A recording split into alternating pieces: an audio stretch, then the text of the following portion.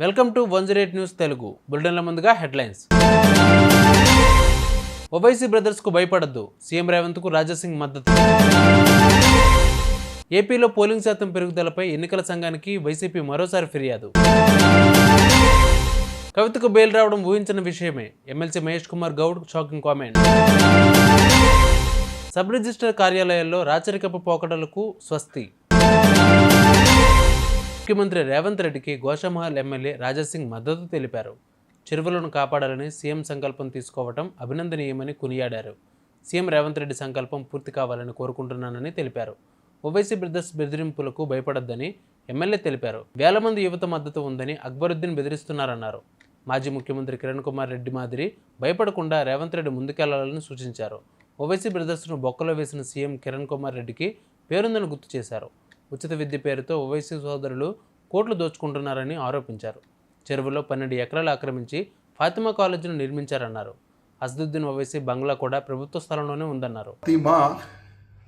KG to PG free education పేరు పైన ఒక చెరువులోనే అంటే 12 ఎకరాలు చెరువులన్నీ కబ్జా చేసి వీళ్ళు అయ్యా జాగీర్ లాగా ఒక కాలేజ్ వీళ్ళు కట్టుకున్నారు. అంటే అప్పుడు బీఆర్ఎస్ ఈ ఎంఐఎంకి గులాం పార్టీ ఉండే కదా, వాళ్ళు సపోర్ట్ తీసుకొని ఈ మొత్తం చెరువుని దాదాపు 30 ఎకరాలు ఆ చెరువు ఉంటే దాంట్లో 12 ఎకరాలు ఈ ఎంఐఎంఓలు ఈ గుండెలు ల్యాండ్ కబ్జా చేసి దానిపైన ఒక కాలేజ్ కట్టినారు. దానిపైన కంప్లైంట్ ఎవరు ఇచ్చినారు? ముస్లిమోలే. ఎందుకంటే వీరు ఫ్రీ ఎడ్యుకేషన్ పేరు పెట్టుకొని కోటి రూపాయలు సంపాదించుకుంటున్నారు ఈ ఇద్దరు అన్న తమ్ముళ్ళు. కానీ తెలంగాణలో కొత్త గవర్నమెంట్ వచ్చిన తర్వాత రేవంత్ రెడ్డి గారు చెరువు ల్యాండ్ పైన FTL ల్యాండ్ పైన ఎవరైనా కబ్జాలు పెట్టుకుంటే దాన్ని మేము తీసేస్తామని ఒక మంచి నిర్ణయాలు వాళ్ళు తీసుకున్నారు. దానికి నా హృదయపూర్వకంగా ముఖ్యమంత్రి గారికి ధన్యవాదాలు. ఏపీలో 3 నెలల క్రితం జరిగిన సార్వత్రిక ఎన్నికల్లో పోలింగ్ శాతం పెరుగుదలపై వైసీపీ మరోసారి ఎన్నికల సంఘానికి ఫిర్యాదు చేసింది. మాజీ మంత్రులు అంబటి రాంబాబు, మెరుగు నాగార్జున, ఎమ్మెల్సీ లేలా అప్పిరెడ్డి తదితరులు ఈవోయూను కలిసి వినతిపత్రం అందజేశారు. ఈ సందర్భంగా అంబటి రాంబాబు మీడియాతో మాట్లాడుతూ వైసీపీ అనుమానాలు ఈసీ నివృత్తి చేయాల్సిందేనని డిమాండ్ చేశారు. తమకు ఎన్నికల ఫలితాలపై మొదటి నుంచి అనుమానం ఉందని, ఓట్ ఫర్ డెమోక్రసీ అనే స్వచ్ఛంద సంస్థ కూడా తాజాగా అనుమానాలు చేసిందని గుర్తు చేశారు. ఈవీఎం యంత్రాల్లో ఎన్ని ఓట్లు పడ్డాయో వీవీప్యాట్లో కూడా అంతే సంఖ్యను చూపించాల్సి ఉండగా ఏపీలో ఆ విధంగా జరగలేదని ఆరోపించారు. Delhi liquor scam money laundering కేసులో అరెస్ట్ అయిన కవిత ఈడీ సిబిఐ విచారణలో భాగంగా 5 నెలల తిహార్ జైల్లో ఉంది. ఈ కేసుకు సంబంధించి ఈడీ సిబిఐ ఛార్జ్షీట్ దాఖలు చేయగా నేడు సుమారు 2 గంటల పాటు ఇరువైపుల వాదనలు సుప్రీంకోర్టు విన్నది. దీనితో విచారణ పూర్తి కావడంతో ఓ మహిళగా బెయిల్కు కవిత అర్హురాలని తేల్చిన కోర్టు ఈడీ సిబిఐ కేసులో బెయిల్ మంజూరు చేసింది. కాగా కవితకు కోర్టు బెయిల్ మంజూరు చేయడంపై కాంగ్రెస్ ఎమ్మెల్సీ మహేష్ కుమార్ గౌడ్ కీలక వ్యాఖ్యలు చేశారు. కవితకు బెయిల్ రావడం ఊహించిన విషయమేనని, హరీష్ రావు, కేటీఆర్ ఢిల్లీలో బీజేపీ నేతల కాళ్ళ మీద పడి కవితకు బెయిల్ తెచ్చుకున్నారన్నారు.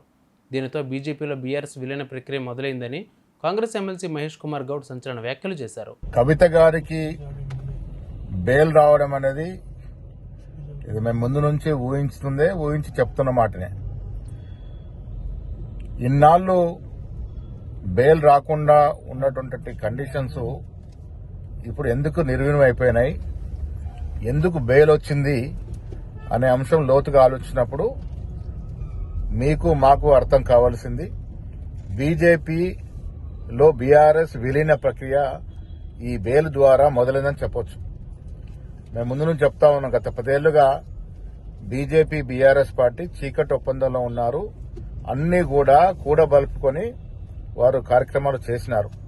ఇవాళ కవితకి లభించిన బెయిల్ ద్వారా అర్థమయ్యేది ఏంటంటే బీజేపీలో బీఆర్ఎస్ పార్టీ విలీనమైనటువంటి ప్రక్రియ మొదలైంది. ఇది బాహటంగా వాళ్ళు ఇప్పుడు ఒకటై ముందుకు వెళ్ళాలని నిర్ణయించుకున్న దరిమిలానే ఈ బెయిల్ వచ్చింది. ఢిల్లీలో కేటీఆర్ గారు, హరీష్ రావు గారు పలు దఫాలుగా బీజేపీ సీనియర్ నాయకులతో జరిపిన చర్చల ఫలితంగానే ఇవాళ ఈడీ ఉదాసీనంగా బెయిల్ రావడానికి దోహదపడింది. సో తెలంగాణ రాష్ట్ర ప్రజలు అర్థం చేసుకోవాల్సింది, ఈ రాష్ట్రంలో అధికారులు కాంగ్రెస్ ప్రభుత్వానికి, రేవంత్ రెడ్డి గారి నాయకత్వానికి ఇబ్బందులు పెట్టడానికి బీజేపీ బీఆర్ఎస్ పార్టీ కూడగలుపుకొని ముందుకెళ్తున్న తరుణంలోనే ఇవాళ ఈ కవిత గారికి బెయిల్ అవడం జరిగింది. ఆంధ్రప్రదేశ్లో సబ్ రిజిస్టర్ కార్యాలయాల్లో రాచరికపు పోకడలకు ప్రభుత్వం స్వస్తి పలుకనుంది. కోర్టుల్లో జడ్జిల తరహాలో సబ్ రిజిస్టర్లు కూర్చునే విధానానికి చెల్లుచీటీ పలికేలా రిజిస్ట్రేషన్ల శాఖ కసరత్తు చేస్తోంది. సబ్ రిజిస్టర్ ఆఫీసులో రూపురేఖలు మార్చే అంశంపై ప్రభుత్వానికి రెవెన్యూ శాఖ స్పెషల్ సిఎస్ సిసోడియా ప్రతిపాదనను పంపారు.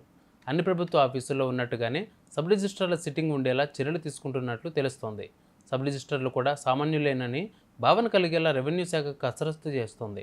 ప్రభుత్వం నుంచి ఆమోదం రాగానే రెవెన్యూ శాఖ సర్క్యులర్ జారీ చేయనుంది. సర్క్యులర్ జారీ అయిన అనంతరం అన్ని సబ్ రిజిస్టర్ కార్యాలయాల్లో అన్ని ప్రభుత్వ కార్యాలయాల్లో ఉన్నట్టుగానే సబ్ రిజిస్టర్ సిట్టింగ్ ఉండనుందని తెలిపింది. చూసారు ఏబీ వరల్డ్ బులెటిన్ అప్డేట్స్. మరిన్ని అప్డేట్స్తో మళ్ళీ మేము ముందుకు వస్తాను. అంతవరకు keep watching 108 news Telugu. Please subscribe to 108 TV. Subscribe to 108 TV. Please subscribe to 108 TV channel. Please subscribe to 108 channel. Please subscribe to 108 channel. 108 TV ki. Please subscribe to 108 channel. Please subscribe to 108 TV. Please subscribe to 108 TV. Please subscribe to 108 TV. Please 108 TV follow. Please subscribe to 108 TV channel. Please subscribe to 108 TV. Please subscribe to 108 TV. Please subscribe 108 TV. 108 TV ని follow అవ్వండి. 108 TV ని follow అవ్వండి. Please subscribe to 108 TV.